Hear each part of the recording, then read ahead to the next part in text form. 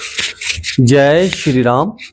मैं पंडित अनिल शर्मा आप सभी का अपने इस चैनल पे स्वागत करता हूं और हाजिर हूं आज फिर से कुछ नई जानकारी लेके।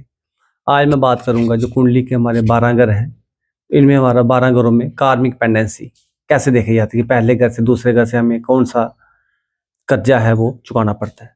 पहला घर की बात करें जो लगन है, तो उसमें हमारा सेल्फ बर्थ अपने आप को देखा जाता है कि अगर हमें कोई परेशानी आ रही है अपनी पर्सनालिटी के रिलेटेड तो कहाँ से आ रही है, तो वहाँ से देखा जाता है। दूसरा घर हमारा किसका है, वाणी का है, परिवार का है, धन का है। अगर हम अपनी वाणी से या अपने परिवार के साथ कोई गलत करते हैं, अपनी वाणी से किसी को ठेस पहुँचाते हैं, तो उसका हमें वो पेंडेंसी हमें चुकानी पड़ेगी। थर्ड हाउस हमारा भाई बहनों का है, पराक्रम का। अगर हम अपने भाई बहनों के साथ कोई गलत कार्य करते हैं, बेईमानी करते हैं या अपने पराक्रम से किसी को नुकसान देते हैं, अपने अगर हम जोर वाले हैं तो कमजोर को नुकसान देते हैं, तो उसका भी हमें कभी ना कभी हिसाब किताब देना पड़ेगा। ऐसे फोर्थ जो घर है वो हमारे माता का है, जमीन का है और सुख का है।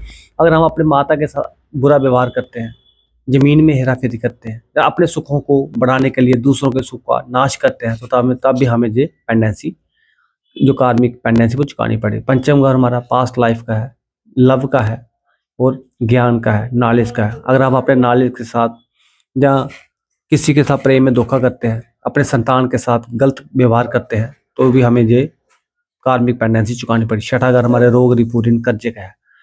अगर हम अपने अगर हमारे पास कोई आता है उससे उधार लेते हैं, अगर हम बाद में मना कर जाएं या पैसे ना दें, अगर कोई बंदा बीमार है, अगर हम उसे कहेंगे मैं तेरी मदद करूंगा और मौके पे हम उसको मना कर दें, तो भी हमें कार्मिक पेंडेंसी हमें चुकानी पड़ेगी। सप्तम घर हमारे स्पाउस का है, पार्टनरशिप का है, जो पार्टनर है हमारा उसका है।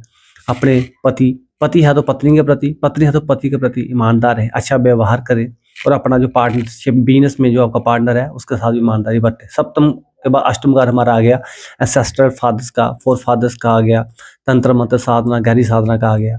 जिस खानदान में पैदा हुए हैं उनके पूर्वजों की कदर करें। अगर आपने कोई तंत्र मंत्र सीखा है तो उसका इस्तेमाल लोगों की भलाई के लिए करें, अच्छे कार्य के लिए करें।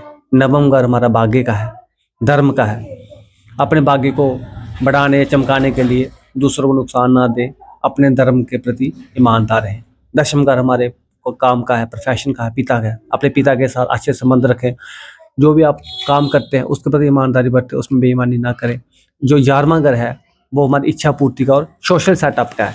जिस समाज में रहते हैं उनके साथ मिल बैठ सबके साथ अच्छे से रहें और अपनी इच्छा पूर्ति को पूर्ण करने के लिए कभी भी गलत रास्ता ना अपनाएं, नहीं तो आपको कार्मिक पेंडेंसी हो जाएगी। 12वां घर जो हमारा है वो मोक्ष का है, वाद विवाद झगड़े का है, व्यर्थ के खर्चों का है, घर को चलाने के लिए। तो अगर आप ऐसा करें कि अगर आपका खर्चा ज़्यादा है तो गलत तरीके से पैसा कमाएंगे, वो आपके लिए अच्छा नहीं रहेगा।